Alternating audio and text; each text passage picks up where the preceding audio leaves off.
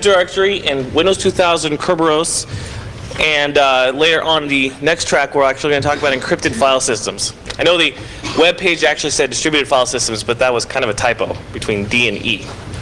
I hope that's not too much of a problem. Mostly what this talk is going to be focused on is Kerberos and how it integrates into Windows 2000, or in Active Directory into Windows 2000, and also some of the interoperability issues between Unix and Windows 2000. So we're going to start out with what is Windows 2000 Kerberos? How does it work? What makes it up? And how is it different from NTLM? We're going to make a comparison between Windows 2000 Kerberos versus MIT Kerberos that Unix uses. We're going to talk about delegation and client authentication, and we're going to talk about a tool that JD has been a tool that's available called, it's a native Windows 2000 Kerberos Netcat, and also a tool that JD has been working on, a Kerberos Telnet client and server for Windows. What we hope to get from this is to gain an understanding of Kerberos so that everybody will implement it. Windows 2000 NTLM, as everybody knows, is insecure. That's just the way it goes. I mean, if there's been one complaint about Windows forever, it's NTLM. We would like to see everybody moving off of that platform onto Windows 2000 using Kerberos. It is really quite a nice product, and it works really well. We want to reduce older protocol dependencies, NTLM, even NTLM version 2. It's really not necessary. We want to get a sense of new traffic patterns, and we basically just want to get a good understanding of what Microsoft has done to implement Kerberos. Do you want to start? Okay. So, Kerberos. Several years ago, MIT came up with Kerberos. Now it is at version 5. It's an open standard. It has RFCs. It is the internet standard for ticketing systems. And in Windows 2000 in native mode, it is the default authentication method. You will still use NTLM for several things, and I think we're going to talk about a couple of those. And it's used for if you're using an old NT4 clients, or if you're using Windows 98, 95, Windows 3.1 Landman, all those old clients. It's really, really weak, as anybody who's ever used Lockcrack on their machines has shown. How's it different from NTLM? NTLM, or NT-Landman authentication, if anybody's not familiar with NTLM, uses a password hash system. And it creates a hash, sends it across the wire, and sends it to the next machine, which is very easy to sniff. You pull the password off, you run Lockcrack against the hash, and you've got the user's password. It requires fewer authentication calls, which means less opportunity for somebody to actually get a hold of the authentication system, and it makes it a little bit quicker, a little less buggy. It's definitely more sophisticated, and it actually is more complicated. Is it more secure? It's definitely more secure than NTLM. In pure mode. That's what's known as native mode in Windows 2000. NTLM version 2 is strong in pure mode. The only people that ever use it are people who have only NT4 and I think it's SP4 or something like that environments. Because you can't do it with Win98, which is the same problem with Kerberos, but this is a real solution. NTLM version 2 was kind of just a hack, just to try to get us over the NTLM barrier. Do you take it? Hi, my name is JD Glaser. This is definitely a break for me. It's the first time I haven't been trying to catch Greg in 2 years. So, before I get into this, I also want to talk about the deep knowledge thing. If you're an experienced Kerberos admin, this talk probably won't do too much for you. We're not going to get into an incredible amount of like ticket details and different things. The reason for that is based on the email I get. I've created this presentation to address that issue. So there's basically one point in this that I want to try and get across for some of those who are trying to get their mind around Kerberos. I'm new to it myself. Microsoft dropped this whole big thing on us. Now we have to deal with it and understand it.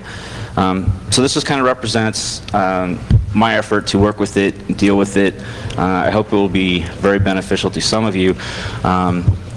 We do have some new information that's going to be unique that I found just on the differences between NT Kerberos and Unix Kerberos. But if you're super proficient in Kerberos, just feel free to not be in the talk. I hope you won't be disappointed, but there it is. Okay, Windows 2000 Kerberos is based on the RFC. Wait. Okay, sorry, getting ahead of myself a bit here. One of the first things with NT Kerberos is it's tightly integrated with the NT platform. It's welded into WinLogon and the local security authority server system. It locates the KDC via DNS. Windows 2000 has made a heavy shift towards using DNS natively. It's required for installation, which is different than normal. There's no support for DCE style cross-realm trust that there is in Unix. There's no raw Kerberos 5 API calls. This is going to be pretty significant for developers. It does support this new thing called the Generic Security Service API. And I haven't had a chance to test it out yet, but it should enable Linux clients to deal directly with NT Kerberos servers. Another NT difference is that post-dated tickets are not yet implemented. I don't yet know the ramification of that, but I just make it note as a difference. Also, NT is making use of the auth data field inside of a ticket for where all the SIDs are going to be.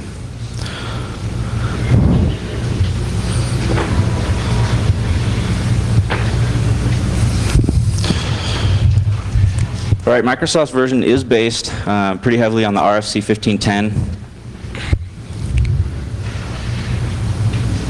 and the Kerberos change password protocol. Do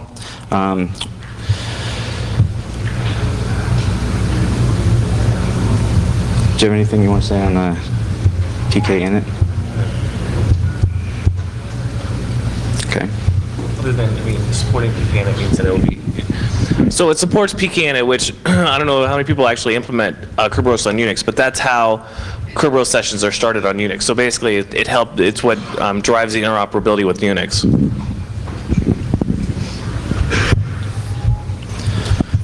The main goal of this is essentially to have Kerberos clients inside of a Windows 2000 domain, as well as Kerberos servers. That guy? I don't know. I was just wondering, is that microphone working? I have no So idea. you guys can. Oh, okay. Sorry, pass it back. Hello? Oh. Standalone Windows 2000 systems in a Kerberos realm.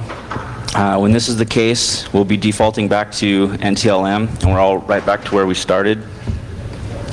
This is going to be like one of the biggest issues because corporations just can't seem to get rid of Windows 98 for mobile users or for scanners, all different types of things.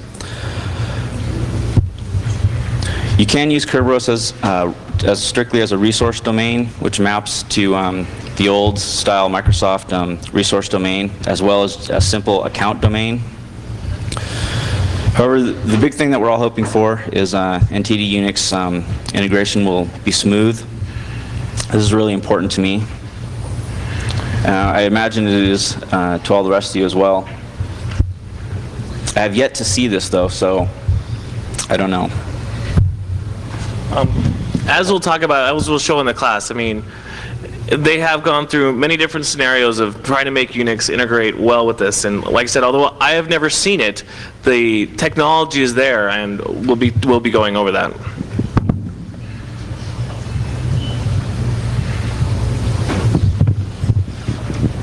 So based on the email I get, a lot of people, they grab the documentation, they try to run through Kerberos and try and wrap their head around it. So I thought I'd try and spend a little bit of time trying to explain it, and I tried to develop this animated system to show the different key exchanges. Basically, Kerberos, it's a 3-point entity system that grants secure network authorization. Each entity is called a principal. The main player is going to be being KDC, the client principal, and the service principal. Got some thoughts you want to say on that? Did you go on what the different aspect, what those are? And later on the slide, I mentioned what the three are. Go ahead. So to kind of point out what these are, the KDC is called the Key Distribution Center. This would be kind of your central distribution for keys. It's actually in Windows 2000 is your domain controller. It's actually easier to picture in Windows 2000 because we have had the concept of domain controllers for a long time. Client-server principles are exactly what they sound like. A client trying to access a server, and both of these will be accessing the key distribution center.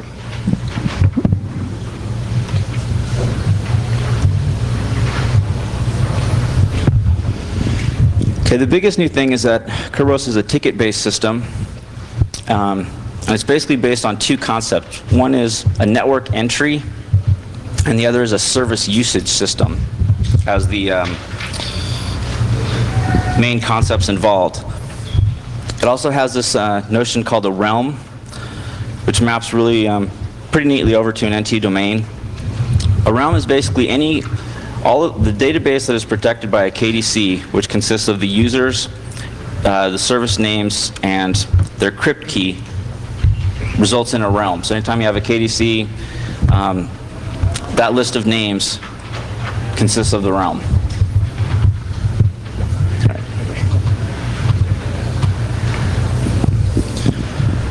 This is going to be one of the biggest things for NT administrators. Kerberos is very, very time dependent.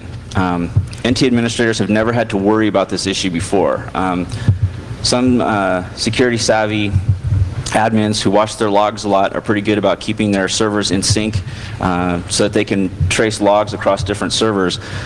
But other than that, it hasn't really been a big deal, and people haven't devoted much time towards keeping their machines synced up. However, now you have to. And I really feel that this is a good thing. It's going to have ramifications on a lot of other issues. Especially for forensics people, it's going to make their jobs a lot easier. Having your servers in sync just has the added benefit of anytime you have to go track your logs across multiple machines, it's going to be very, very beneficial. So this is one thing I'm really happy to see. Everyone knows I'm big into log auditing, so you can stop smiling. Basically, principals can't be more than 5 minutes out of sync, or authorization starts to get messed up. So this is going to basically result in a lot of setup issue problems, probably for people who aren't used to the concept of making sure that all of their time servers are in sync. All tickets are time-stamped and checked. That's a whole new concept. Hashes never had an expiration limit. There was no basically double checking of hashes. Some thoughts on that?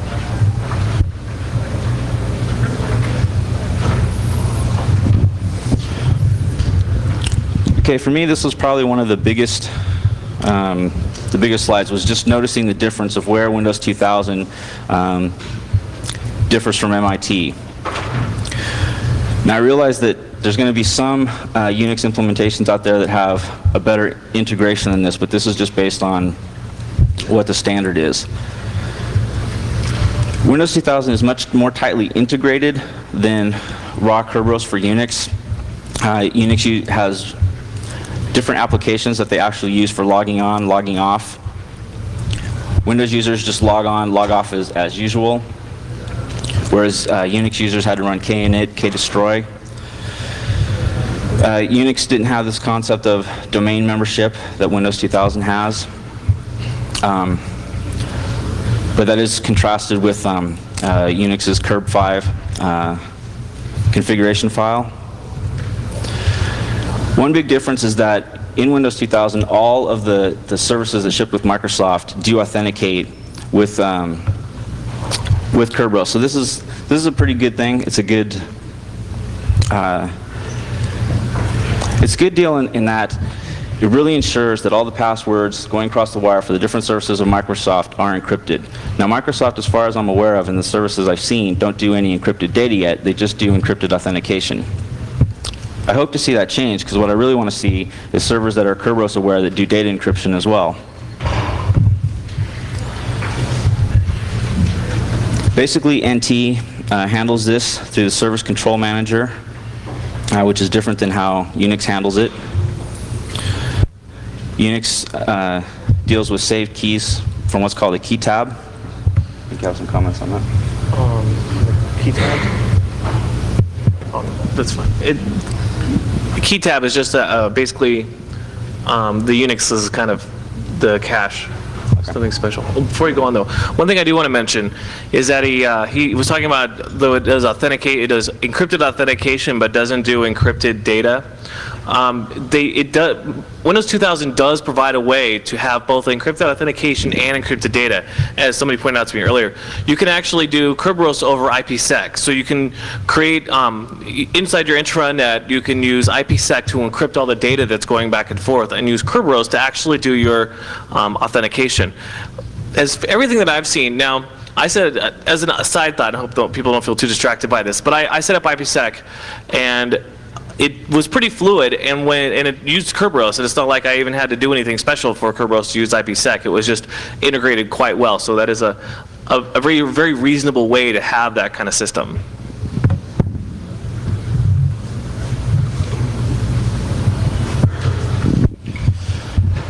All right, this is the new thing that you, what is that? Oh.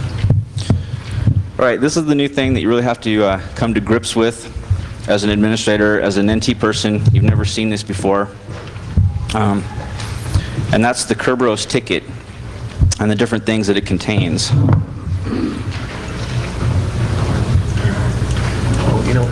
Actually, I should probably mention, because everybody's looking kind of confused in their book right now, there's a bunch of these slides that didn't make it in because of some printing problems. The updated slides will be available on the blackhat.com website, and we'll make sure that they get there so you can download them. This is I forgot where I stole this slide from. I think I got it from MSJ. All right, so I'm going to run through these different fields. As NT administrators, one of the part of the C2 requirements has been, not to let the username out. One of the security requirements is in the Control-Alt-Delete sequence, set it so that the name is not shown. And seeing usernames on the wire, null enumerations, that's been a big thing. However, that really just becomes irrelevant with Kerberos, because this part of the ticket is always unencrypted and it's always in the open and you can always see it. Basically, the trade-off is going to be that the encryption is so much stronger that having that half piece of the puzzle is just not going to be an issue anymore. But it is a mindset difference for NT administrators. It's not going to do you much good to run around trying to protect usernames if everything on your wire, as far as the username goes, is in plain text. The real trick to Kerberos is this encryption key right here, and then the encryption key that surrounds it. And this is really what we're going to spend most of the talk talking about, and it's really the only point in this that I have to get across. If you really understand how this works in relationship to how this works, the rest of these are just going to fall in place. And what I found is that in talking to other people, once we kind of went through this and got them to understand that, the next time that they looked at documentation, the documentation just started to make a lot more sense. And that's really what I hope to achieve out of this talk. Want to talk about something? So? Yes, you do. I don't get, unless you want to go over what each one is. Okay. All right, the ticket flags are going to be used for various fields with inside the ticket that can be used for different things. Basically, they get used for things like ticket forwarding. Microsoft makes use of it in a new thing called delegation, which is another new issue that NT administrators are going to have to deal with, because you guys have never had to deal with delegation and impersonation across machines before. Domain name, principal name, that's just who you're trying to get a hold of. Start time and end time. This is a new thing because Kerberos has this notion of expiration and session times, which NT administrators have never had to deal with before because PASH just doesn't have that notion built into it. right, this was the key sequence that I really tried to understand. I was looking through some various documentation and I didn't really find anything to my satisfaction of how this works, so I put this together. How Kerberos is built into Windows NT works like this. When the user sits down to log on at the keyboard, it goes to the Win logon sequence, the LSASS, just as it did before. However, there's a now new piece called the Kerberos Security Support Provider interface that takes over and starts talking Kerberos language. Anything on that?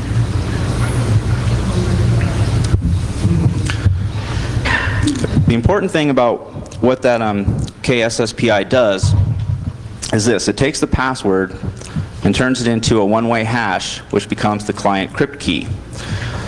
However, this crypt key never gets sent across the wire, which is significantly different than how NTLM works. So this is held in stasis for a moment, and then what's called a ticket granting ticket request is made to the server. So if you have this notion of comes in, the machine calculates this hash and then holds it, and then sends out this request for a ticket granting ticket. This is sent in clear text. So there's no encryption around, there's nothing to protect there.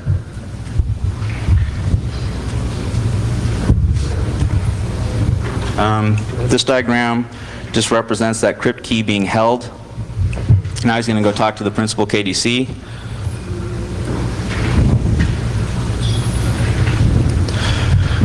This represents the first network connection request for the client from the PDC. This is in the open. What the KDC at this point is going to do is go talk to the Active Directory.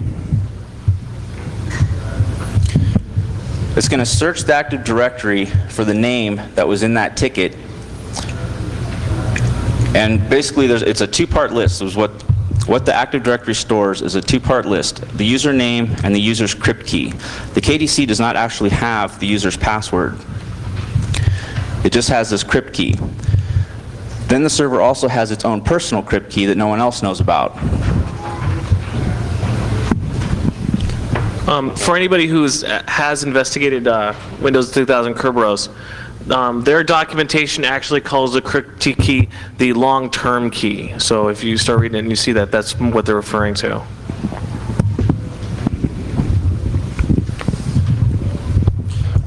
My initial understanding of Kerberos would have been greatly enhanced if I just would have seen a color diagram, and I never saw one, so I'm hoping this helps you.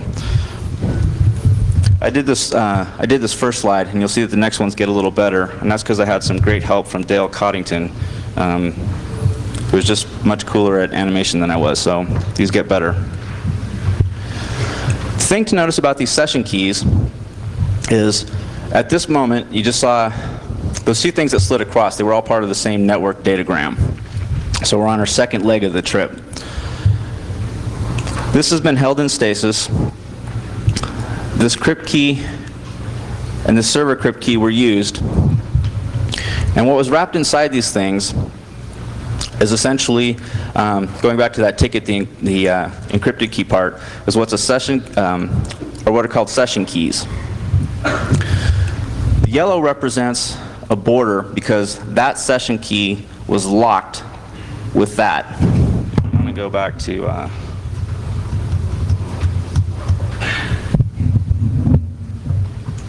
basically the outside part of this in relation to that part there. Okay. So what you're looking at here, this is what's called the ticket granting ticket. What this means is, this is basically what happens when a client first comes on the network. The client logs on, he contacts the KDC and says, I want to start actually doing Kerberos authentication. And the way that it has to do that is it has to start the initial session with the key distribution center. And this is that initialization. Okay, so the client's logon is not yet complete. He's still waiting. He doesn't know if he's successfully logged on yet.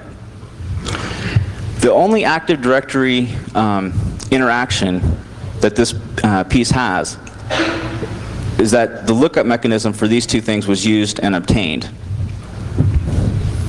So you're sent back, and now the client is going to take a look at these, like the return of the function call. This session key has been locked with this crypt key as it was listed in the Active Directory. Now this was generated from a password and a one-way hash, the same as what went through the WinLogon, LSA, KS, SPPI deal. If this password and one-way hash was the same as this one, this session key is going to be successfully unlocked by the client, and at that point the client will finally know that his logon was complete. If this crypt key fails to unlock that, that means it didn't match that one, and the logon's going to fail, and the user's going to have to try another password. This part of the package that just arrived at the client is opaque to the client. It's encrypted, shown by the red border, with this key. The client doesn't know this key, and so he can't unencrypt this. This is what's known as his TGT, or ticket granting ticket. The client has to keep this and use it for all other requests that he makes back from the server. These things are going to be time-stamped, and what the server does at this point is start taking note that he issued this at, like, let's say 8 a.m. in the morning. By default, they're given 8-hour timestamps, so they're good for 8 hours from the time they're issued. Have some thoughts on that? All right. No, I got it. I'll do the rest of these.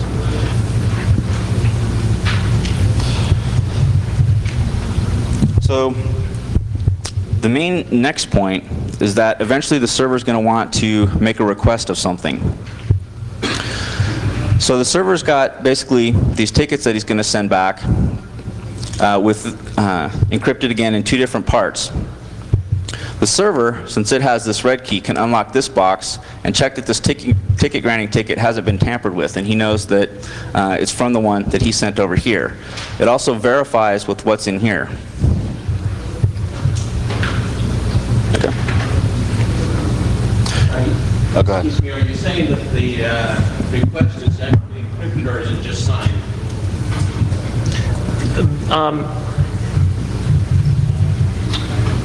You mean whether if the data is encrypted or not? Yeah, or just signed so it knows it came from the... It would be more valid to say signed, although it's not really, the concept is, it's not, there's no real concept of signatures in Kerberos. So it's not... It's encrypted. Is it encrypted? Yeah, as far as, yeah. Well, I guess it's encrypted then. I haven't actually looked at the sniff. Hash might be a better term. Yeah, I guess hash would be a better, I mean, because it's locked to that, yeah, it would be encrypted because it's locked with that key. So you would never be able to see what's inside that request without actually unlocking that first. So it would be encrypting, the encrypted data would be more accurate. The KDC serves as a trusted entity here. So it has the crypt key that the client has. So I wasn't sure. Did you have a concern? Okay. That answers the question. Okay. Oh, and I forgot, if anybody does have a question while we're going through this, please feel free to stop and ask. All right. So before those things blow off the screen, there's a request that was made in there for the service. Question. Go ahead. The 8-hour timestamp, is that concrete or can that be adjusted? Oh, how long you have? For some reason, I thought on Windows 2000 that it's adjustable, but I'm not completely positive on that. I know like expiration dates of how long the tickets expire and things like that are adjustable, but I actually didn't see the one for Kerberos, and it's something that I'm trying to look at. But I by default, I know it is 5 minutes. You mentioned an 8-hour time. No, That's for you're talking about the session. You're talking about the session. Oh yeah, that is configurable. Sorry, I thought you meant the timestamp that it checks with. Okay. NT also does a caching, which is different than the Unix version, so that people don't have to keep relogging on after their, and that's configurable in your security policy. There was a question over here, I think. Okay. Okay. So Actually, at this point, the Active Directory is used again in a lookup, and this SF stands for server service, and that represents, like, let's say, the printer server service that the client wants to use. So the KDC at this point is going to issue another thing. So he's got the client making the request, and then the server also has the username and the crypt key for the printer service, or the file service, or whatever. These two crypt keys are obtained from the Active Directory, and they're used to formulate another ticket.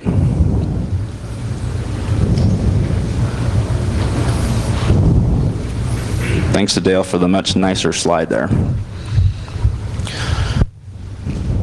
I'm really PowerPoint deprived, so there's a couple other slides in here that I blatantly stole. I'll mention them out, but they were too beautiful not to steal. So, okay, so the points to notice is the coloration around these boxes.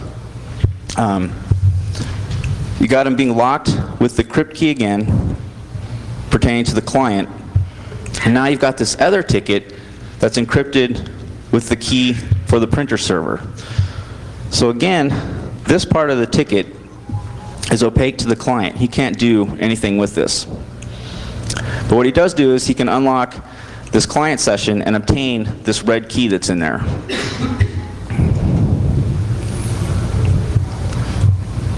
I thought I had a thing, but he'll keep that key and hold it like right in there. So imagine there's a little red box like right there. Now he's actually going to make the request to the printer principal. This will be leg 4 of our 6-leg journey. The session key that he just obtained and stored right here, he locks his service request with that key. This red key also matches this red key right here. However, he can't touch or alter this red key because it's locked and encrypted with the key for the printer server. And then he's going to fire that off.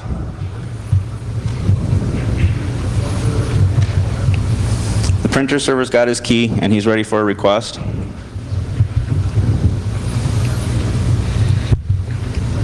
So this is leg 5. He uses his key to unlock this server session key. If this is successful, then the printer service was just successful because a trusted entity issued this. So if this encrypts this, that's like one form of authentication. Now he gets the session key and he stores it. So imagine a little red box right there. This red session key can now unlock this red session key because it matches that one over there. There's a timestamp and a name in here, and if those come out and verify, then he knows that this client request was also authenticated by the KDC server.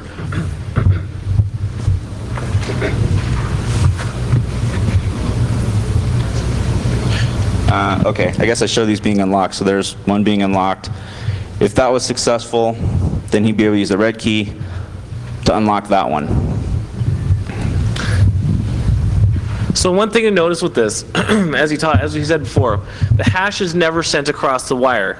This is a big deal because that's exactly how NTLM was at its weakest. The only thing that is actually sent across the wire is the encrypted data. Each side of it has a version of the key. And this is not weak encryption. This packet is essentially like sending a PGP packet across. So if you're worried about anyone touching this, you can essentially view this as if you were sending someone a PGP file. And if they crack and break that, it's going to take them a lot of CPU cycles. So this is pretty strong. And also, if they try, it'll probably be useless because the timestamp will be off by the time they're actually able to crack the encryption. Kerberos does take passwords up to 128 characters in length, the NT version does, and it will allow spaces in the password itself, or the passphrase. So you can get some pretty long, you can make some pretty long, or pretty tough keys there. All right, if that was successful, that means that these two now possess identical symmetric session keys. They've both been authenticated because each person could decrypt the part of the package that related to that person. And it shows that they were both authenticated by the KDC. And now that they both have this identical session key, they can now begin a symmetrically encrypted data session. How was that? I can't say that 5 times fast. So before we go there, I mean, is that pretty clear to everybody? I mean, it took me like forever just to poke a stick in my eye before that became clear at all. And so, if anybody has any questions, That last slide implies IPsec. If you, oh, you're talking about the data encryption. if you leave off the data encryption, you simply authenticated the client to the server. Right. You can proceed using.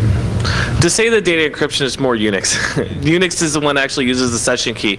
Maybe in the future, Windows 2000 will, but when Unix does use the session key to encrypt data. Kerberos telnet. Yeah. Oh, I'm sorry. The question was, the last slide actually showed, okay.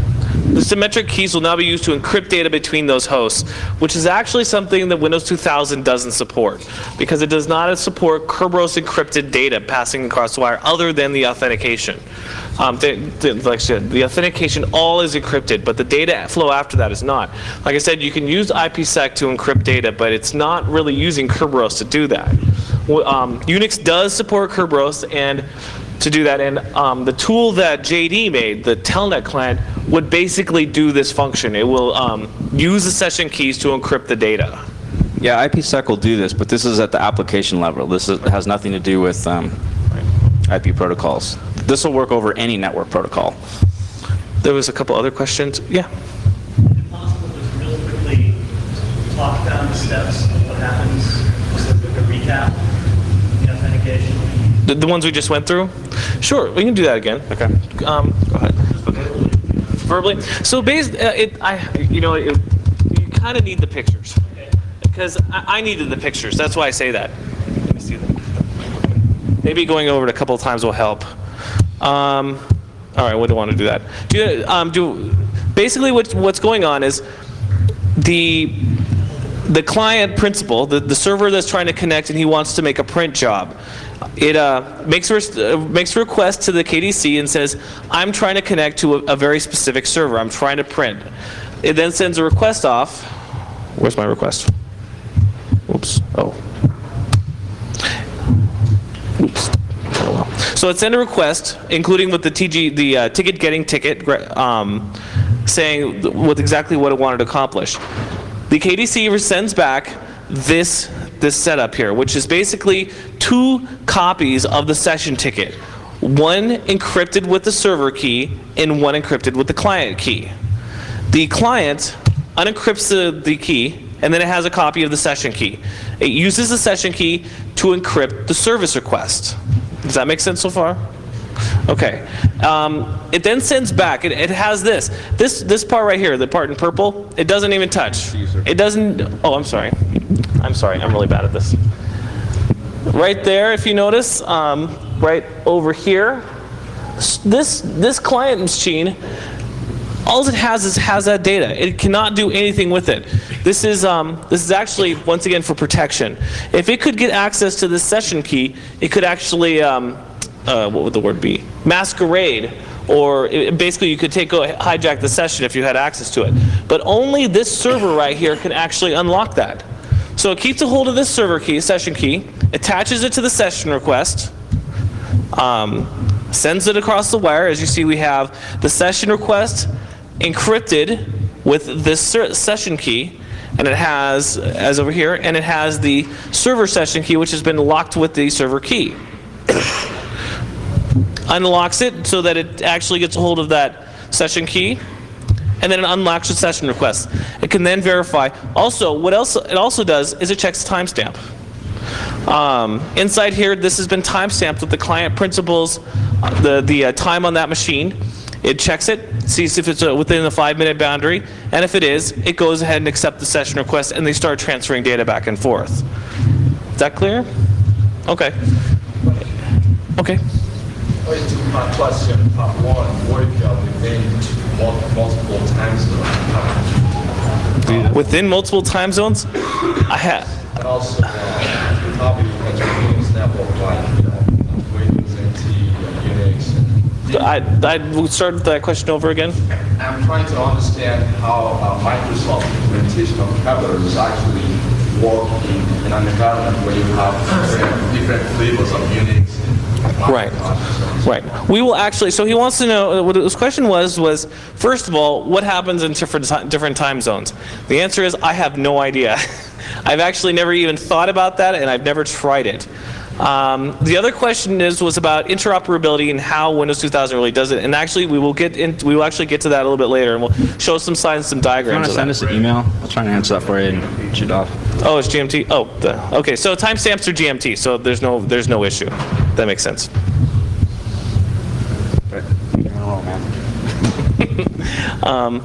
Was there any other questions about that particular? This is like the fundamental of Kerberos right here. Once you get this, it kind of goes downhill from there.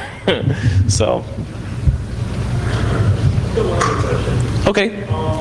Kerberos, I've heard described in some circles as being an implementation of PKI in a way. I think that's kind of a stretch. I see no yeah, it is not a PKI system at all.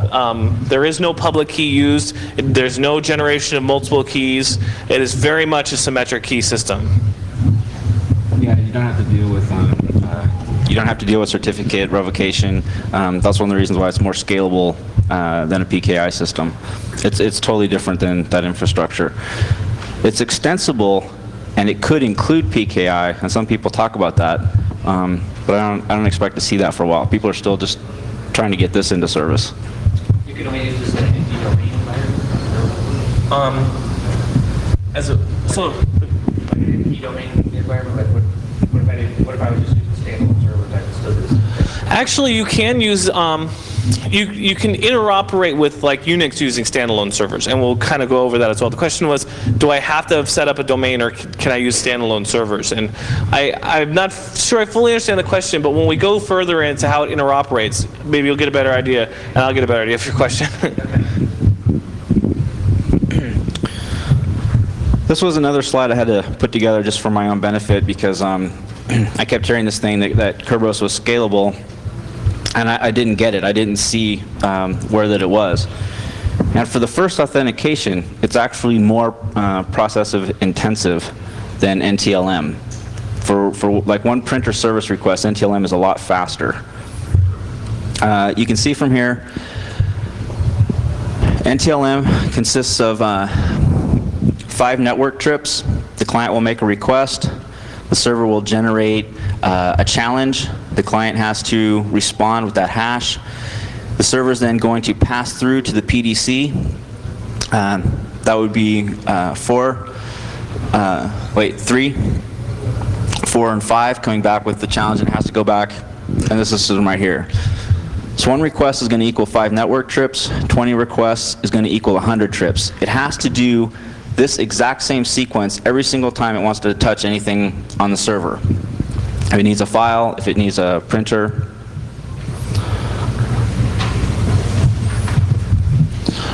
Now at first glance, it doesn't look like Kerberos is going to be an improvement, because it actually takes 6. The first 2 bars go up and back, and that's the ticket granting ticket session. Then the client decides that he wants to talk to some server, so he has to make a second one, a server request. So you've got the next up arrow and down arrow. That'd be 4 trips. Then the client actually takes those tickets he just got and goes and talks to the server. So you've got one request at 6 network trips.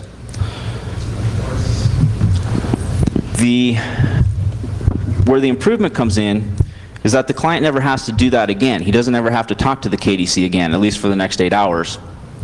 So all of the next trips, he only has to make these 2 network passes. So if he needs to get 20 files or 20 print jobs, he only has to make a total of 40 network trips versus 100 for NTLM. So that's where your scalability comes in. Got some thoughts on that? It's all yours, baby.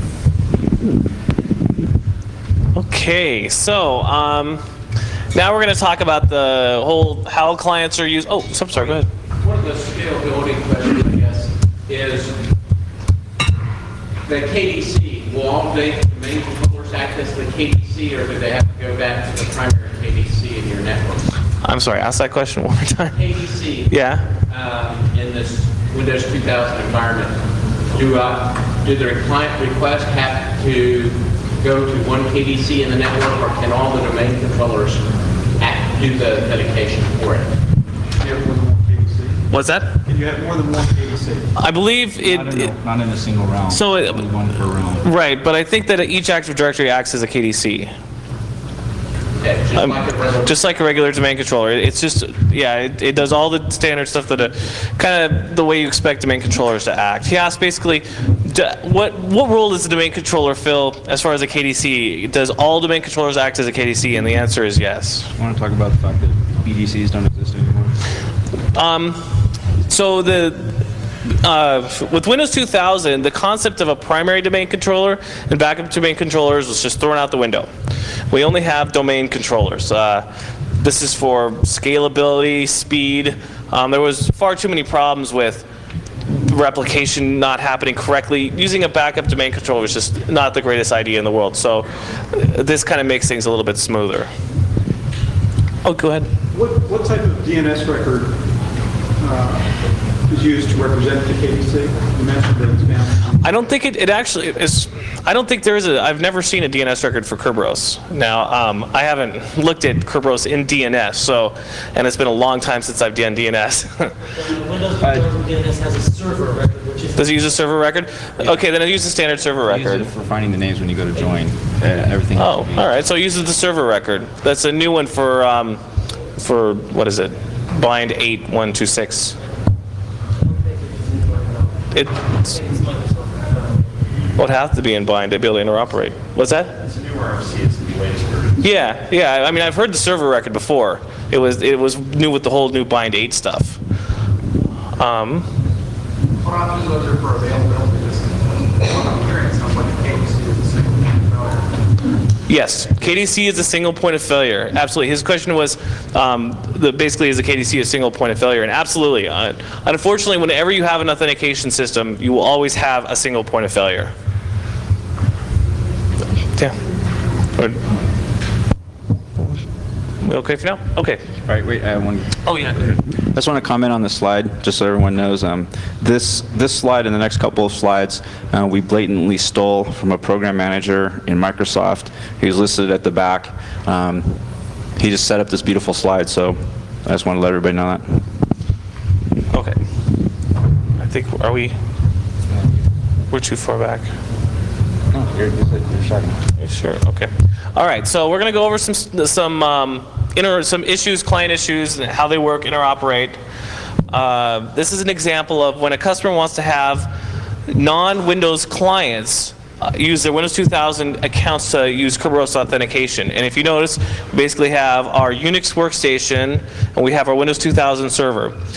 So on your Unix workstation, you're going to set up your etc kerb5.conf file, and you're going to I've actually never set one up, but I know that it has basically where your KDC is and all the information that's necessary to create the session. And you're going to use kinit, which is like I said, the tool that you traditionally use in Unix to establish a Kerberos session. And you're going to use that with the Win 2000 account. Oops, I went too fast. You're going to use it with their Windows 2000 account, and that will allow Kerberos sessions to happen with Unix. This is with a Unix client and a Windows 2000 domain controller. Okay. An employee has a Windows 2000 computer that they want to use in a Kerberos realm. Okay. So you configure the system as standalone. You do not put it in a domain. I think somebody was asking about this earlier. How do you have it as a standalone? This is how, when you have it as standalone, this is what you do when you want to actually have your Windows 2000 talk on your Unix Kerberos system. Use ksetup to configure the realm. This is the Unix method that's used to initially set up the KDC and the other aspects of Kerberos within the Unix environment. Use ksetup to establish the local account mapping. You basically have to have an account on the Windows 2000 box that maps to an account on the Unix box. And then you just log on to the Kerberos realm. It's that simple. And as I said, I don't think I need this right now. As I said, I'm kind of talking out of my head because I've actually never interoperated with Unix, but I know how it's supposed to work according to both Unix and the Windows 2000 stuff. Ksetup can be run on the No, it would be running the Linux client. K setup is actually setting up the Kerberos, the KDC, and things like that. The actual Kerberos concept. It'd be like with Windows 2000, you just go in and you just click Windows Setup, Active Directory. Is there any synchronization between, say, password changes? Is there what? Synchronization between, say, changes of password between the local client and the KDC? I don't know with Unix. I'm not sure how that actually, the password changes. My initial talk would say no, that it's not that smart. But, I mean, I'll be honest, one thing I have not been able to derive yet is how actually, when you set up the accounts, how you actually get them to be in sync. And I believe that you would have to actually manually change the passwords on both sides. He asked, how do you keep these passwords in sync, trustworthy like? And I think you just tell it into the box. Isn't that trustworthy? Okay. Oh, I don't even know what this is.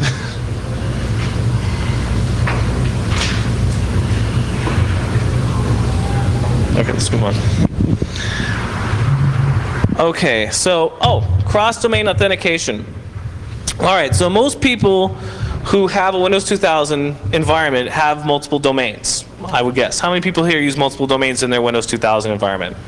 Okay, well, if you don't, then you probably will, because I'm sure you're all huge companies that have thousands and thousands of employees. So you just don't want to keep everybody in one domain. So, let me see here, the laser pointer. We have company.com, which would be your company, and we've split off into two different sections. We have the west section, the west side of the country, and the east side. Over here, as you can see, the domains. Each one has a separate KDC, because as you know, there's a specific domain controller for each domain. This KDC is actually the domain controller. And we have servers, and we have clients in all these domains. What's that? What initially happens is this Windows 2000 machine, this client, sends the ticket request to the KDC. Unfortunately, this KDC, I'm sorry, maybe I should mention, it actually wants to reach the server over here. Sorry about that. What we're trying to do is this client right here is trying to access this server in this completely other domain.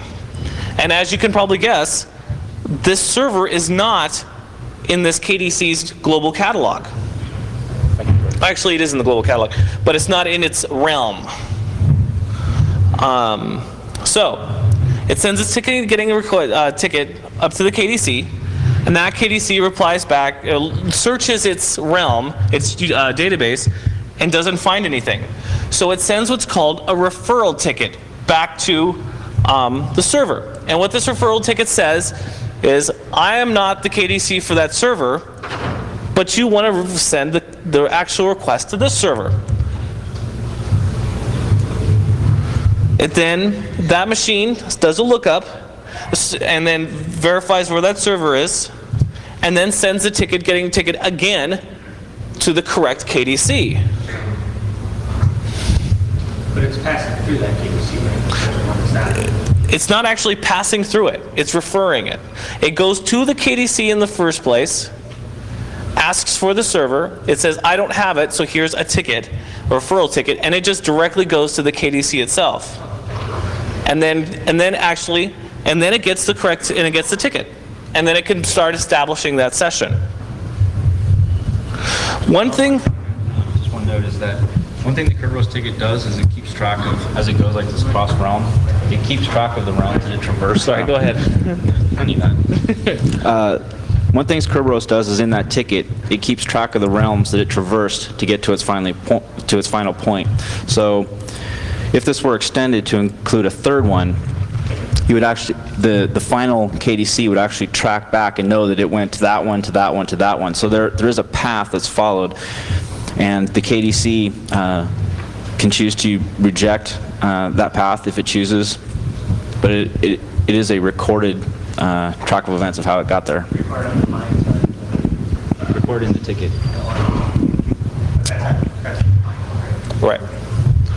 Okay, so one thing that you mentioned here is, so actually, can I get who here is pretty decently familiar with Active Directory, because I should probably step through a quick model of the way Active Directory works, so this next part makes sense. As you know, Active Directory is very DNS dependent. They've just taken this concept of DNS and LDAP type directories and kind of molded them together in this creates this huge database of every object that's on your network. And the way that it's organized is through domains, exactly like DNS. Domains are what you'd expect. I have mycompany.com, and you have subdomains. East.mycompany.com, west.mycompany.com, exactly like this. This is a domain. They also have concepts of what are called forests. What a forest is a grouping of domains. I might have mycompany.com and yourcompany.com. And I can actually create what's called a forest. And you can then actually give permissions to people to establish on the forest itself. So you don't have to go through and individually map things to each domain. And the reason why I bring this up is because Kerberos does not work through forests. So if you have two forests, you have yourcompany.com and mycompany.com, and you try to establish a session between a machine between these two, it will go back down to NTLM. It will not support multiple forests.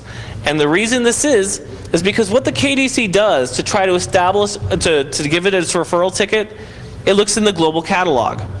The global catalog is what Windows 2000 calls basically that huge database of information.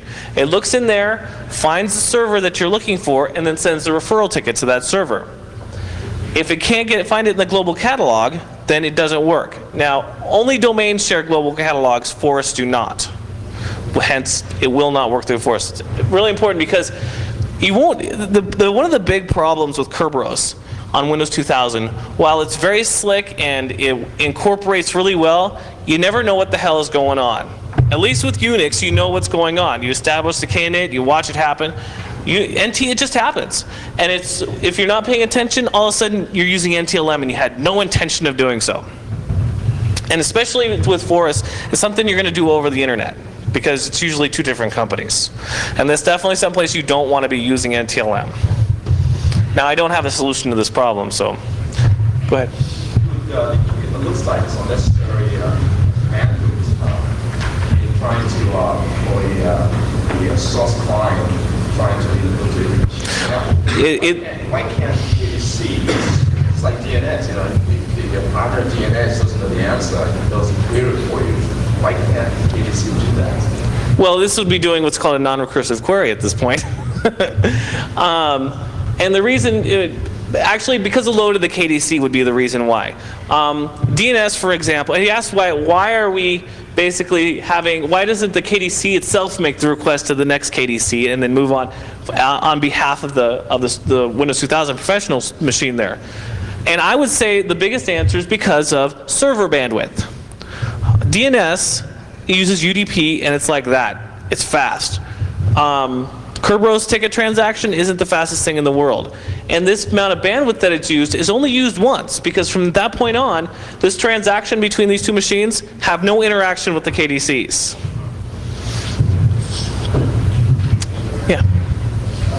Earlier yesterday, you talked about having two different domain controls. So would this support that, one for internal, like in your company, and one for external? It's kind of a different concept, because what you would be doing is you'd run your Active Directory on your internal. You have to be running Active Directory if you want to use the Windows 2000, unless the realm you can't run off the external. You could have a DNS server in the external and have it pass data back and forth through, but you have to make sure your internal one is what holds is your Unix box that's maintaining the realm, or is the domain controller running Active Directory. Well, if I understand that right, then you're using NTLM on the stuff that's not Active Directory, but if you wanted to still go encrypted or Kerberos, wouldn't that be able to be using Active Directory to maintain server to be Kerberos specific? Are you talking about across the internet? Yeah. If you're access or something like that.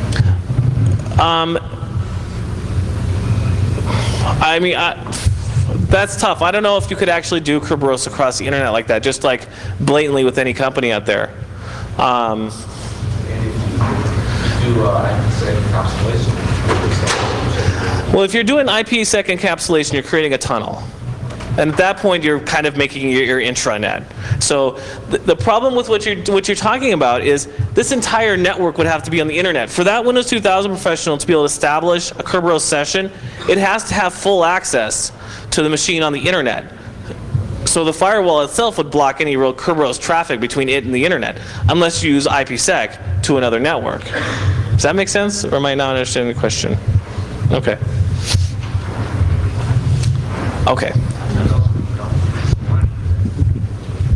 No, you don't want to use Kerberos as your tunneling method. If you want to create a VPN, you really should use, what is that called? Layered LT2P or whatever, the layer 2 tunneling. You don't want to use L2TP encryption for your protocol encryption. Right. IPsec I think works quite well for tunneling as well. Also, there's just going to be issues of it's not going to make sense. I mean, IPsec is very resource intensive. I mean, if you have tons and tons of IPsec traffic, you're probably going to be buying very expensive routers. So you just need to apply what technology makes sense for what problem you're trying to solve. You may need IPsec between two intranets or two extranets, and then Kerberos makes sense for keeping your accounting data, separate from your engineering data or something. And those aren't really mixable. So does that get your question? Okay. Okay, so one thing that I actually did not mention with the initial cross-domain is you actually need, and another reason why this won't necessarily work across the internet, is you need a trust relationship established between the domains that you're going to allow Kerberos authentication through. And let me go over exactly what that trust relationship looks like. So if you look here, we've got Microsoft.com, Europe.Microsoft.com, and FarEast.Microsoft.com. And we have Kerberos trust relationships between them. But if you'll notice, there's no trust relationship between Europe and this bottom domain we'll call untrusted.com or untrusted.microsoft.com. But there's a shortcut trust. We can thank Microsoft transitive, there's a shortcut trust right there. I created all kinds of trust relationships here, but I did not create one here. We can thank Microsoft Domain for this. I actually think this is in the Kerberos spec, but I'm not positive because I was reading about it. But I was reading Microsoft documentation, so they could be just making me believe it was actual spec. So what that means is that there is a trust relationship between these domains.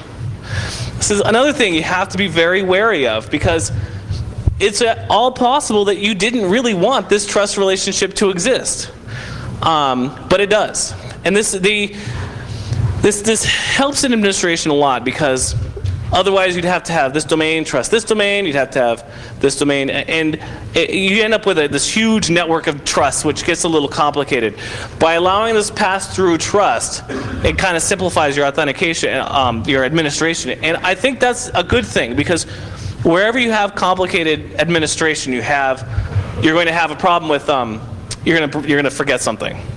I mean, I even forget things with simple configurations, so who knows what I do with that. So this should, but just something to be very wary of and realize, know where your trust relationships are happening. Let's see, next slide. Oh, and then as you can see here, it does allow for, we've set up a Windows 2000 trust here, which is going to be pure NTLM. There's going to be no Kerberos through here. And then next one. And then we set up a Kerberos realm. And this is going to be just Kerberos right here. This is going to be for like your Unix servers. And you've set up a Unix realm to allow authentication through there. Okay, does anybody have any questions about the way Windows domains? The backup point. But that trust is only established with that one other domain. Right here? Right. Yes. This does not have, as what I could tell, this does not have actual trust with these other domains, because this Kerberos realm is very specifically only trusting this domain. Any other? What's that?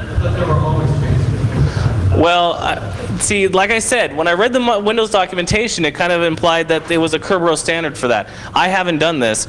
If it is a Kerberos standard, then yes, they're all going to be transitive. explicit trusts created outside the domain using Kerberos or otherwise, as I was told, are not transitive. You mean with, like with this right here? Yeah. Okay, well, I believe you. I know that this, how this works right here. I'm not quite sure about this aspect right there. But, I mean, that's something I'm looking into still. Well, like I said, the problem as far as I've seen is the whole interoperability with Unix and Windows 2000 is kind of theoretical because I haven't seen anybody actually use it yet, other than maybe the Windows 2000 guys. Yeah.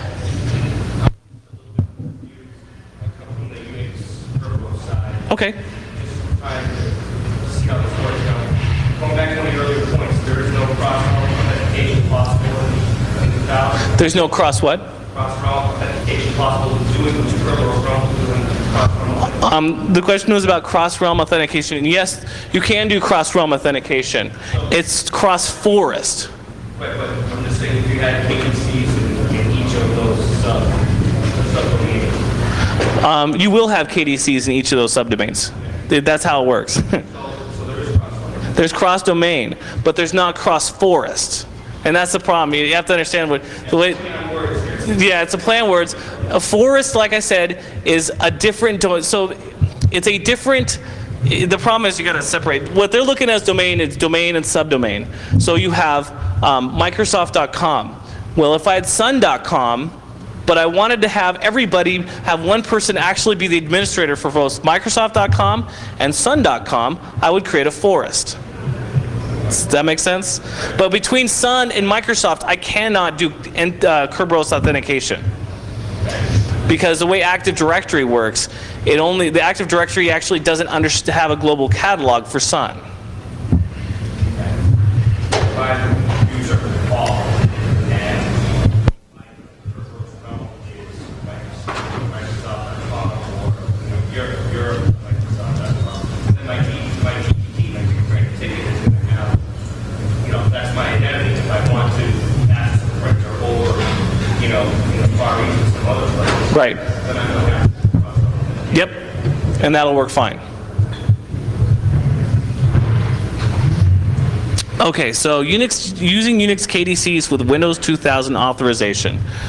As you can see here, we have our Unix KDC right here and a Windows 2000 professional server here, and we have a Windows 2000 Active Directory server KDC over here with the Windows 2000 server. And once again, what we're going to want to do is we want the Windows 2000 server to make a connection to this print server right here. It sends the ticket request up to the Unix KDC, which then gives it a referral, just like it would in the Windows 2000 environment. And it does a name mapping with the NT account. Like I said, you have to have a name mapping between Unix and Windows 2000. It doesn't automatically. It's one thing. The Unix does not, just because it's Kerberos enabled, it's not Active Directory enabled. So Unix does not understand Active Directory. You have to establish name mapping between the two.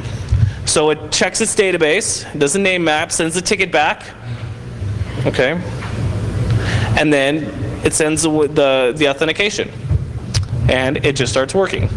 Like I said, this is all transparent to the user on Windows 2000, which can be very cool and very devastating at the same time. Right, these are some of the differences I've noticed with NT Kerberos versus MIT. NT caches passwords for ticket renewal so that the users don't have to keep logging on. That's different than Unix world. At this point, it's not certain whether NT uses caching of ticket caching for tracking stolen replay tickets. I haven't been able to nail that one down yet, and I'm not sure that NT does it. Unix does do this to prevent intercepted tickets and basically try to use, like a, pass the ticket type of thing.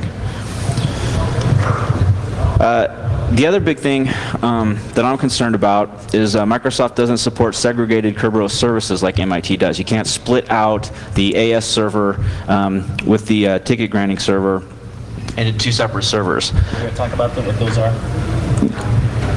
Yes. Yes. Yeah. All right. Yeah, I guess I haven't covered that yet. Kerberos supports this idea of having two separate services, the authentication service and the ticket granting service. They're actually two separate entities, and the authentication service just authenticates the client, and then it's out of the picture. MIT set it up so that those could actually run on two separate servers. So you could basically create two separate Bastion hosts, have a very simple server that's very easy to maintain, very easy to guard. Since this is where all of your authorization data lies, these should be as simple as possible, as easy to protect, very non-busy servers, easy to audit. In Unix, you can run them on the same server. Some people, for extra protection, run them on separate servers. If one gets compromised, they have to go get into the other one, and it does make it more difficult. But the biggest thing is just since it's simpler, it's a lot easier to maintain and watch what's going on. I'll back up for a second.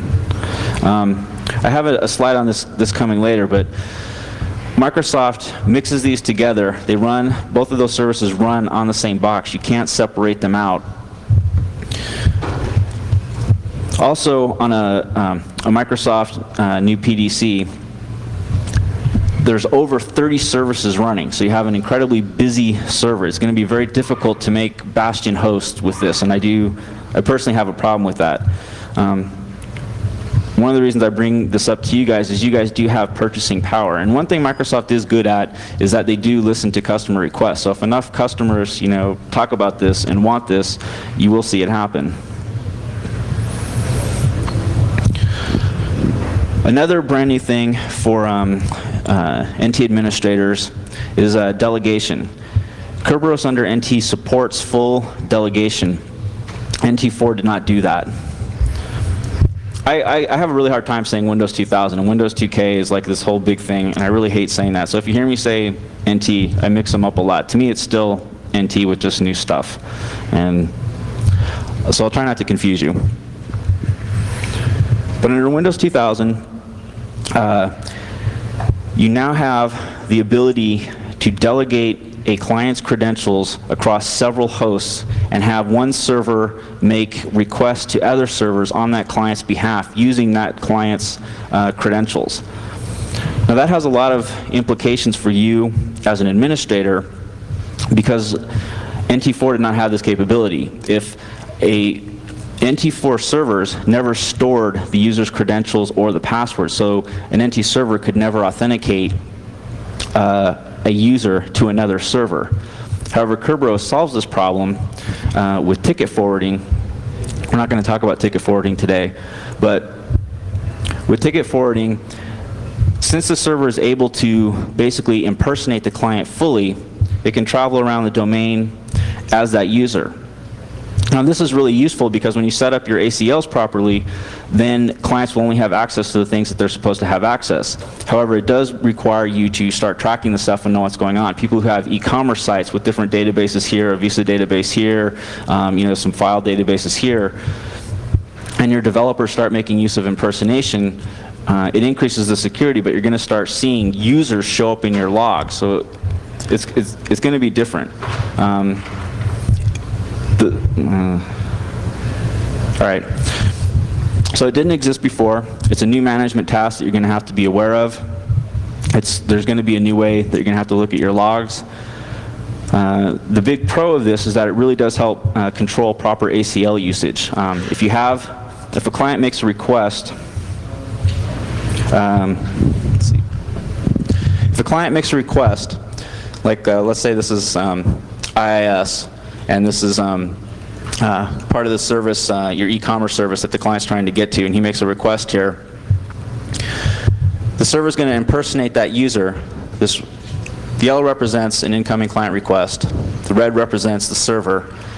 He's going to call what's the actual impersonate user API. With the impersonate, this completely, totally wraps the entire Kerberos ticket forwarding algorithm and allows the server to take on the role of the client. And now the server only has permissions that the client has.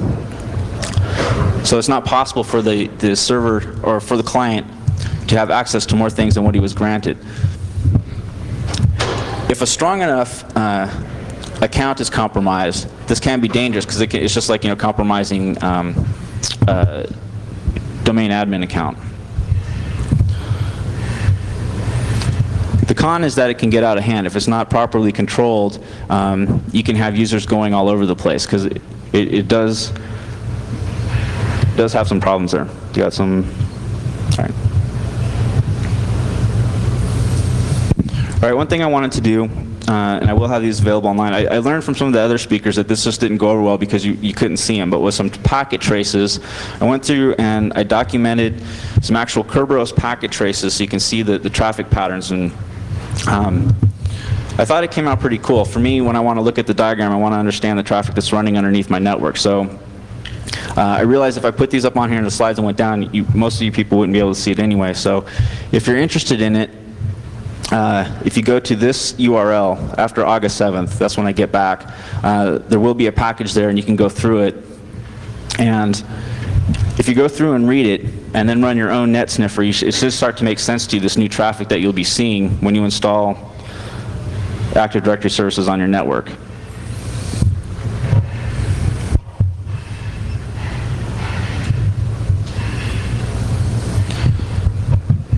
All right. When we all started this thing, we had this idea of we wanted to start using the new security features in Active Directory to start doing stuff. And after a while of digging through everything, I just came to what I really wanted to use. I was actually really excited that Kerberos was being used by Microsoft. It does present some really cool things. The one thing Microsoft currently doesn't do is they don't offer a shell. I was always disappointed that no one so far has made SSHD for NT. So the closest thing I could do was come up with a Kerberized version of a service.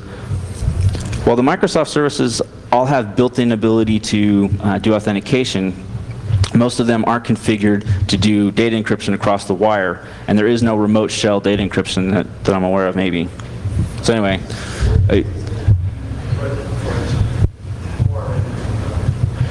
is there? Who makes that? Yeah, there is at least one. If you go to the ipsec.com, it will tell you some reporting. The actual server. No, F-Secure shied away from that. They didn't touch that. They created a whole new IPsec thing. Okay. The closest thing I'd be interested in the URL. The only thing I'd ever seen was there was a guy in Russia that had made one that ran off Sigwin, but I didn't really want to use that, so I don't. Oh, excellent. If you have that URL, I'd love to have it. I haven't seen it. So anyway, it was a good idea kind of get my hands dirty, play around with it, and see what was going on. Netcat is a great tool. It's been around. So I thought the cool thing to do for Black Hat would be to update it a bit. And it required, all right. So I'm getting home. This will also be at this website after August 7th when I get back. It'll have source code to it. And I've gone through and documented it so you can see the changes that were made to it and where Kerberos was plugged into it. There were a couple issues that came up in trying to Kerberize Netcat. Basically, Netcat's great because you can telnet into an NT server, run stuff. Personally, I use the MKS toolkit, so if anyone here runs that, what I really like doing is telnetting in and running it just like a Unix server. So because of that, I had the option of either encrypting character or running through the Kerberos encryption stuff character by character, or changing the default behavior of Netcat to basically do a bulk send, encrypt, and decrypt. So I chose that option. So depending on what mode you put Netcat in, you get two different behaviors. I also had to build a new client to work with Netcat in that mode. So you'll see that as well, and source code will be available for that. This just represents how I really like to work. And with this, I have, since I do a lot of administrative tasks that are pretty confidential, for me, using this with MKS Shell is a pretty effective solution. And to me, it's been one of the coolest things I've been able to do. Hopefully you guys will think it's cool. Joey bought me a round of drinks when I told him about it, so that was kind of encouraging. Some differences that you probably should be aware of. This has a couple ramifications. For administrators who do forensic auditing and you have to start looking at binary files, these are the actual API calls, some of them. Microsoft has about 15 API calls to make Kerberos sessions for applications. This is a couple of them. I have a full list on the site if you want to go there. One of the bigger things, though, and the real reason I bring this up, is that if you compare it to this list of the Unix APIs, you can see how drastically different they are. Unix has about 30 API calls for doing programming. Now, this is really going to affect you guys in a way because it's really going to have a dramatic effect on porting applications. So the programmers who are doing this are going to have to do something completely, totally different. And this is one thing I'm a little bit upset with Microsoft about, because I don't know why they did this. It's really going to make porting a drag, and it's going to cause some delay in getting some cooler applications Kerberized. Unix has got some great stuff, and it'd be great if NT could make use of that. Since they've got this infrastructure that works, now they've made porting applications difficult. I don't understand that. So I'm hoping you guys with purchasing power are going to march over there and start demanding stuff. Someone have a question? No, I said it's just deviation from the Kerberos RFC. Yeah. Okay, so out of all this, here were some Microsoft criticisms I had. Criticisms aren't necessarily bad. They're just things I'd like to see for the future. There are some things I think Microsoft has done a really good job on. These are just my nitpicks. The first and foremost is the AS and ticket granting components cannot be separated out to standalone services. This breaks from MIT, and I do think it affects you guys directly because it's going to be harder for you guys to maintain and make Bastion hosts if you cannot separate out the Windows 2000 parts or the Active Directory parts from the Kerberos parts. I really would love to see Windows have the ability to be trimmed down. It was great to take the CD, install it, and have everything up and running, take a laptop with you, and have tons of functionality. It was incredibly easy to set up. However, once you start working with it on a large scale, that ease of use starts to have problems. Windows NT or Windows 2000 domain controller runs basically by default 24 to 30 services. Wins, DNS, DFS, IIS. That just creates a really noisy system. And it does affect, I spent a lot of time looking at low-level security issues, and I'm just becoming more and more convinced that it's not the low-level security issues that are the problem. We're always going to be plagued with that, but it really does, come to manageability. Since these two things directly affect manageability, I think these affect security far more than any of the low-level issues. I am far more worried about this than I am about someone spoofing my ticket or someone playing around with the bits. I have a good question. Go ahead. What kind of variation is there in the number of services for the role? Like if it's a PDC emulator or a Linux emulator or a schema master as opposed to something a little bit more mundane?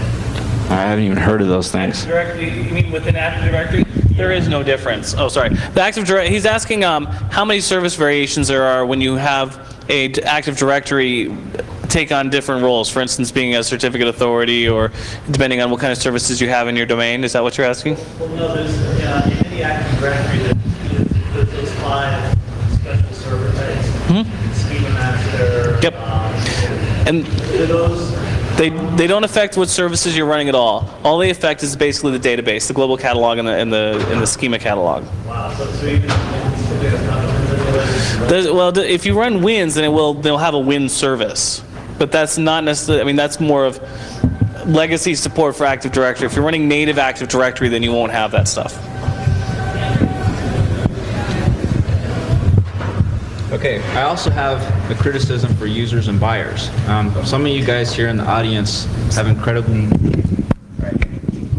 I also have a criticism for users and buyers. Some of you guys out there have large budgets and you will be buying stuff, and Microsoft is good about listening, so it's going to depend on what you ask them, what you demand with your purchasing power. And again, I really do think that this affects security far more than anything else. I mean, Microsoft can run security patches, day and night, but there are some fundamental things that need to take place. But people aren't asking for those. People are really asking for fixes. The second biggest thing is Windows 2000 has really dropped a lot of stuff on us. It's huge. the amount of things that we're just trying to cover to get ready for the talk and everything, it's really large. It's going to take everyone a long time to get really comfortable with it, understand all the bits and pieces, how they interoperate, what's the best use in which case, and it really needs time to mature. However, users haven't really been willing to pay for maturity. People with purchasing power want new features. They want this, they want that, and that's what they pay for. I don't know many people who, pay for just stabilized versions of things. If one application didn't change for 2 years, most people aren't willing to buy it, and they want to buy the next version. So this is just something you guys. This is driven by you guys. So it's up to you. What I would love to see, now we've got this whole big mess, I'd love to just see it mature for 2 years before Microsoft drops the next big thing on us. But Microsoft will if users start telling them that that's what they want. Anyway, but as a security person, this is really what I want to see now. Now I want some time to rest a little bit.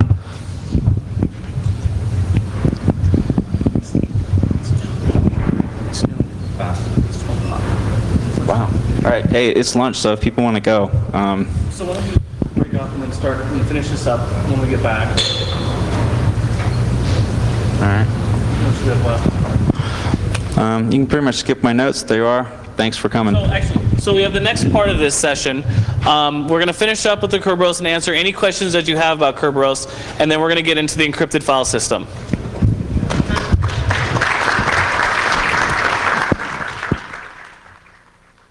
You're FTPing it to a directory that doesn't support NTFS, it will not stay encrypted.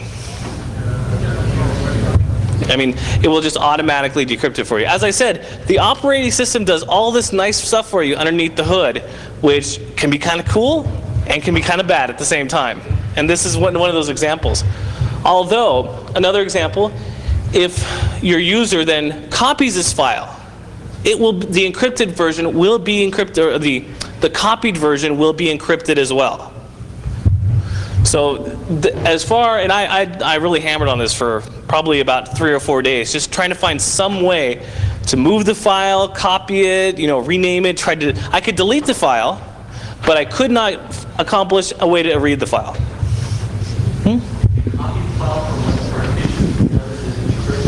No. If it's an NTFS partition, it will not decrypt it. Yes, it's absolutely different than the compression attribute.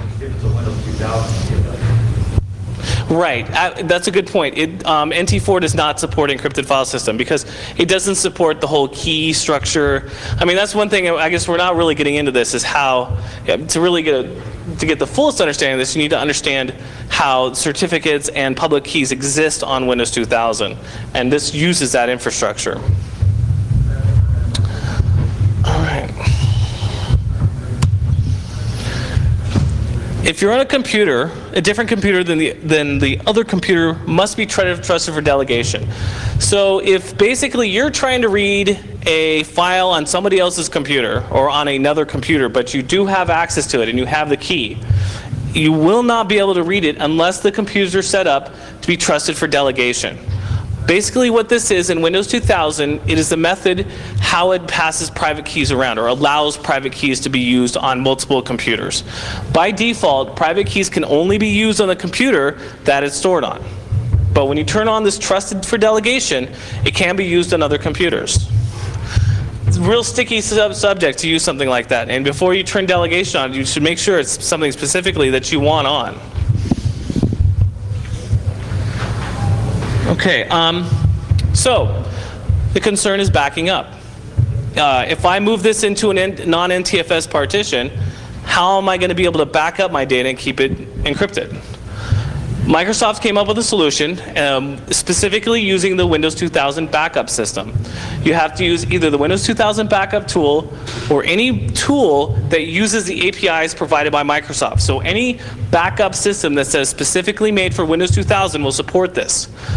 But what happens is when you copy these files and you move it to any kind of media, be it optical, CD-ROM, tape, whatever, it will hold its encryption. It will not unencrypt it at that point. But it will only do this through these tools. And this is actually a good way to back up and recover files. You'll run into this if a user has left the company and he has a lot of encrypted files, and you have no idea how to recover them, you can back up all those encrypted files. It'll stay encrypted. It will allow you to back it up, and then you can send it to whoever your recovery agent is, and he then will be able to decrypt them. And by the way, if anybody has any questions, please feel free to stop me anytime. Yeah. Is the recovery agent key by default stored in Active Directory or shown around anywhere? It's never shuttled around. The keys are never stored in Active Directory. The keys are always stored on the local machine. So basically, you have to shuttle the files to the computer. You don't shuttle the keys around. What if you turn on that transfer? What it does is it actually has it go to the computer to read the private key. Yeah, it's not an Active Directory. It's the directory doesn't store the private key at that point. Presumably, because the authentication the user is doing is logging into NTLM, it's being stored in that Windows 2001. If you've got a Windows 2000 workstation, it's still storing the user's password as an NTLM as well as an NT hash. That's only if you're using if you're using a mixed environment. Otherwise, it'll use Kerberos actually. Assuming it's a mixed environment. Yeah, you'll still have the NT domain. You'll still have the SAM database with the NT hash and everything like that. If somebody gets physical control of your machine, it's that password out there. They just log into you and you get access to the files. Right, because then they have access to your key. Well, not if it's an NTLM machine, because NTLM can't do the delegation. So it will break down at that point. Here. Well, that's all I have to say. That's the thing I know. I'm actually here to watch myself, but I do know that one thing. NTLM can't authenticate to another machine, so at that point it'll just stop. It won't work. You can, like I said, use backup to send file to a recovery agent administrator. So how it works. EFS uses a symmetric key encryption along with public key encryption in combination to give you the speed and to give you the power of public key. The file encryption key is a symmetric bulk encryption key. This is what actually does the work of encrypting the file. And this is basically a symmetric bulk key is a key that is used to, as it says, encrypt bulk on large amounts of files. It's expected to be fast. Do you know what algorithm you're using? Well, it uses DesX. DesX is a extended version of Des created by Microsoft. It's a standard though at this point, but it was created by Microsoft. That matters. Was that? A publishing review standard? Yes, it is. And so far as I know, NSA hasn't really looked at it yet, but put a little backdoor in or anything.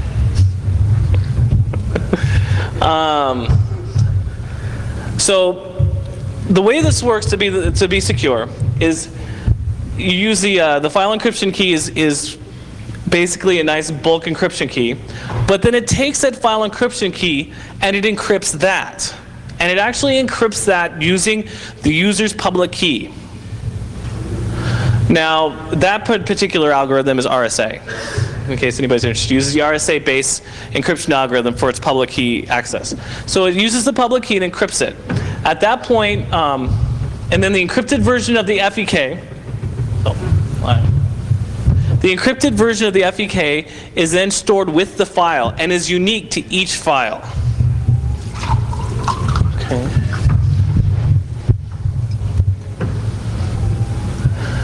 So the proper way if you want to handle recovery keys is you want to make sure that the best way to do it is you export the private keys from the recovery account and remove them from the computer. And the reason why you want to do this is because you really don't want these things hanging around. Recovery keys give everybody, whoever gets access to this key, it gives them access to every other file that's been encrypted that this knows about. And you want to keep these keys stored in locked storage. And also, you actually want to keep 2 copies of it. You want to keep 1 copy on board in a locked storage, and you want to keep another copy on an offsite location, in another safe location.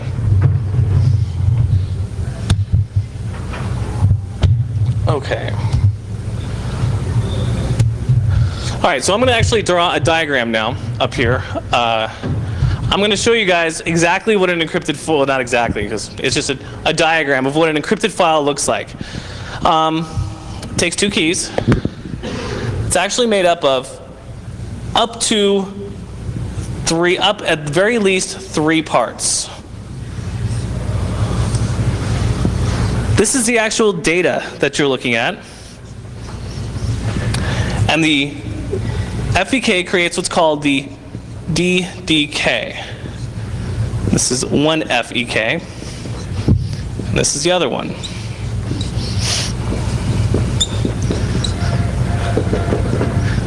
So what you're looking at here, this is the file encryption key signed with the user's public key, which creates what's called the data decryption key. And also underneath, it creates what's called the data recovery key. And this is an FEK that's created with the, the FEK is same as this one, but this one is actually encrypted using the recovery agent's public key. This is how the recovery agent will always have access to this file. And this, you can have as many of these particular fields as you have recovery agents in your domain. Is that clear? Okay.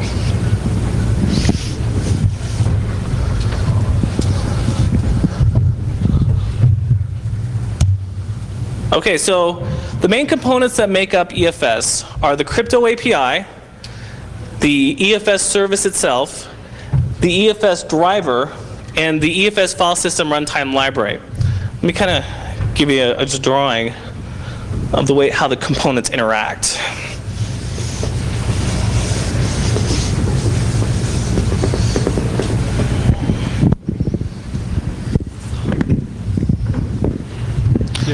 So the first thing that happens is you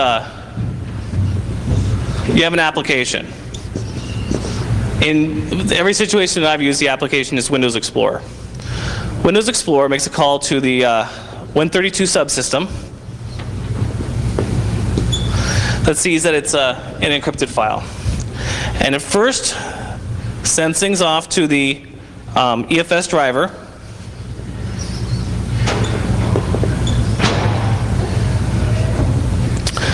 which then sends a request to the crypto API,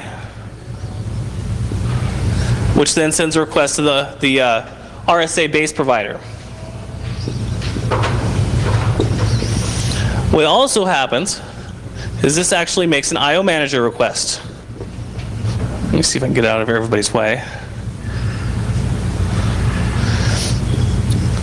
Which sends a request to the EFS driver,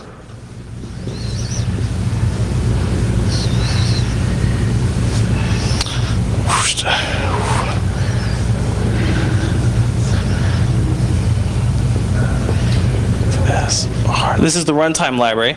This actually does, this explains to, this passes the information in, oh, not driver, this is service. And then this goes to the hard drive.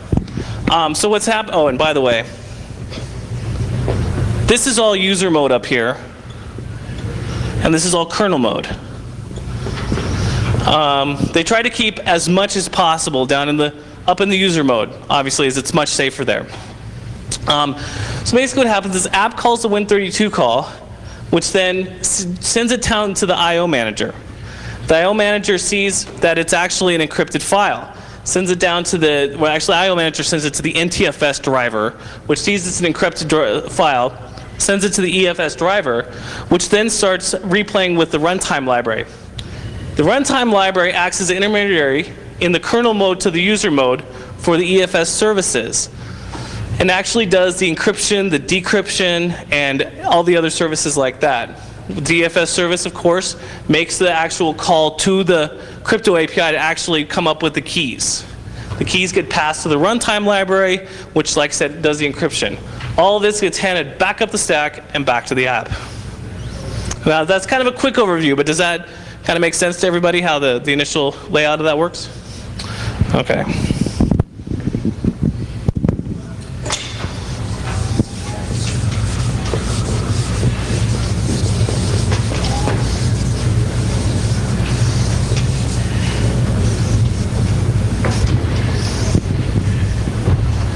All right.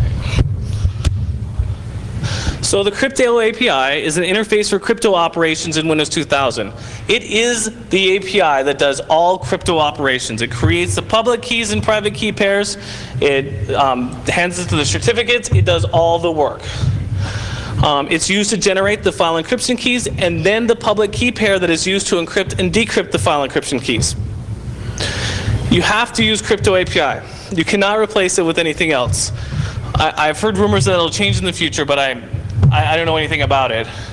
But at this point, it is the only way of doing it. And EFS uses DesX. It's a variation of DES. And also, EFS uses the base CS cryptographic service provider. This cannot be changed. It will not use the enhanced service provider. It's kind of bad because it's a little weaker than the base one, but it can be exported, so you have no export issues when dealing with this.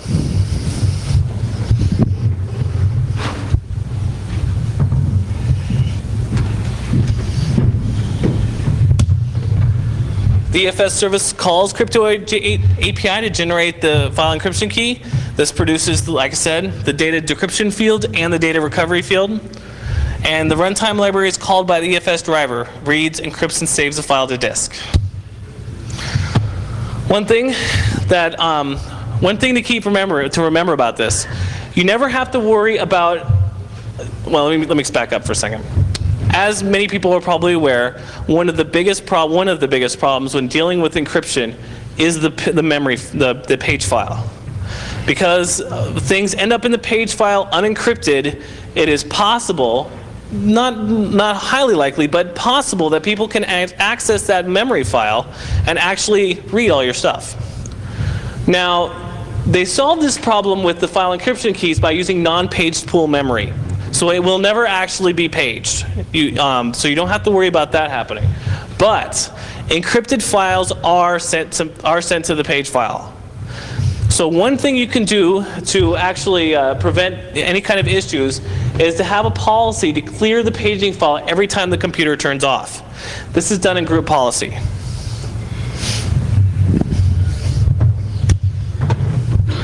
As I said before, encrypted files require the presence of at least 2 certificates on the computer, one for the user and one for the agent, recovery agent. So if you're going to be encrypting your drive, I got together some best practices, some things that I built for myself when I first started doing this, and also things that I pulled from the resource kit. And some good places to go are you encrypt My Documents, for obvious reason. This is where everybody stores their documents. And you don't even think about it. As you're saving your Word documents in your PowerPoint, it's encrypted. Encrypt Temp, for once again obvious reasons. Whenever you open a Word document, it throws a file in temp. And if that directory is not encrypted, it's not going to be encrypted in temp. Personally, I have a script that runs it clears temp every time I reboot the machine, so that's another option. Encrypt folders, not files. Encrypting folders gives you that ability to not have to constantly keep administering what files have been encrypted and what's not. If you know what the folders that are encrypted, then you're doing okay. Export private keys for recovery accounts and store them safely, as I said before. Don't use the recovery agent account for anything but recovering data. In fact, you just don't even want to know it exists unless you have to recover some data. Anytime you use an account and you use it on the network, you expose yourself for that account to be exploited. And this is just one account you do not want people to exploit. Okay, so let me before we go into this, let me explain a little bit about the way recovery agents work. So you saw in my example of the file encryption key for the recovery agent.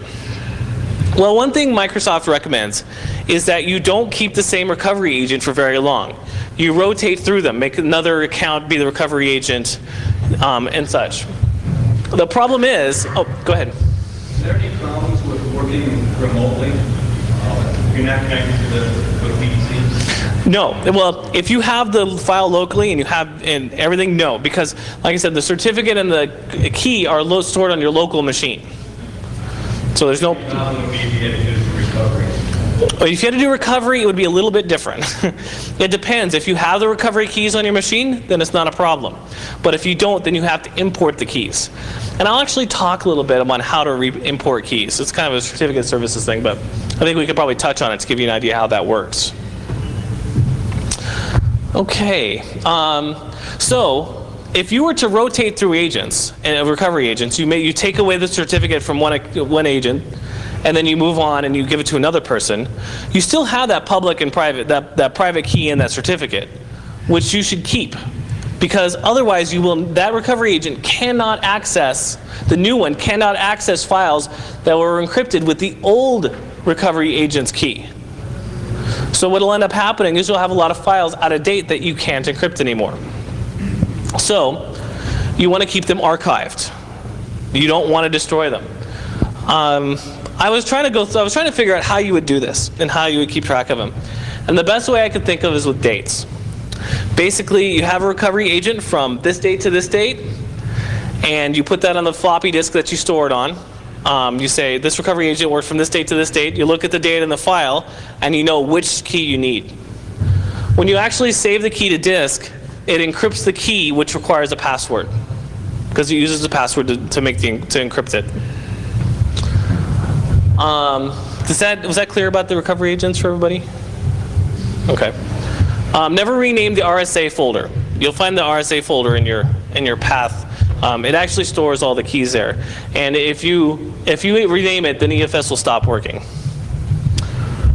After you set up your domain, change the default recovery agent as soon as possible. You don't want it to be the administrator account because it's the administrator account. You want to kind of like delegate that power out. It's a good idea to designate 2 or more recovery agents per organizational unit. This is kind of to make sure that you don't run into a situation of not being able to get access to a file. It is best to designate a computer for each account and provide access to the proper administrator.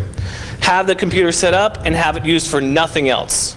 There aren't any other keys on it, no other users. It is used for whoever is the recovery agent so that he can use that computer to actually do the file recovery. Implement a recovery agent archive program to make sure you can access files encrypted with obsolete keys, as I said before. Store them, mark them, make sure you know what the dates are, and make 2 copies of them, one for local and one for offsite. Recovery certificates and private keys must be exported and stored in a controlled, secure manner, like we said.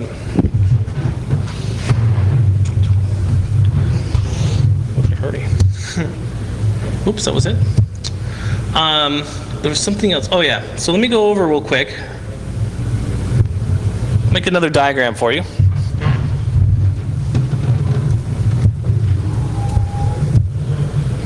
Once this gets done.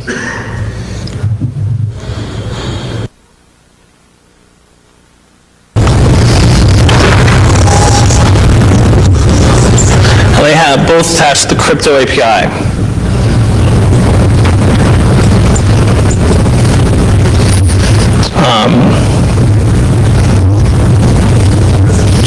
Then you have your EFS driver, or file service, which takes the public key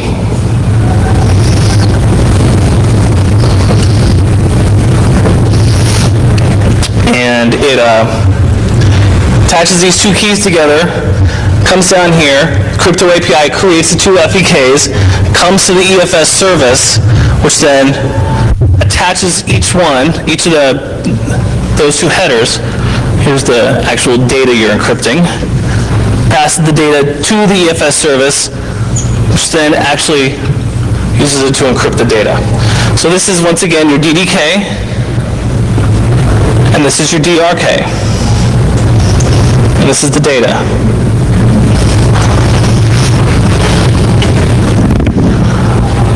All right, and that's pretty much the basics for, oh, go ahead.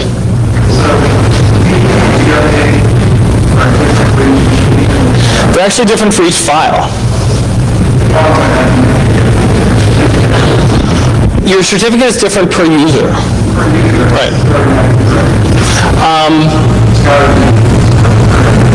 No, it's stored on your local machine.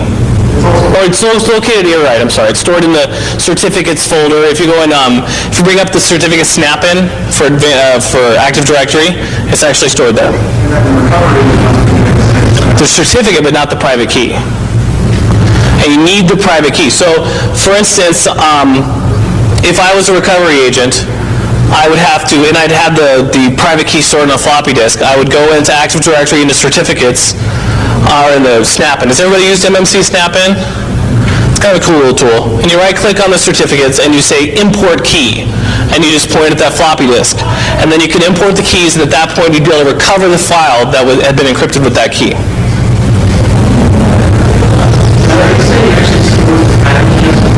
Yes, it actually stores the private key on a floppy. No. Nope, that would be the public key, and no, it doesn't. It actually stores the private key. In fact, and as you could probably guess, storing a private key is a big deal. And by default, private keys are not exportable. You have to specify them. Every one of them except the recovery agent private key. It is the only one by default that is exportable.